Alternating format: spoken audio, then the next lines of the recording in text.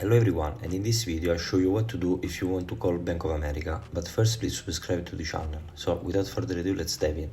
So based on your needs, you can call the following numbers.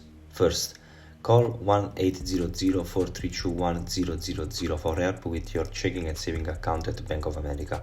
Whether you are looking for your routing and account numbers, need to prevent fraud, want to order a new card, or need to update your address or phone number, just dial the checking and saving customer service line. Make sure to have your account or card number ready for verification. 2. Call 1-800-732-9194 for any credit card concerns.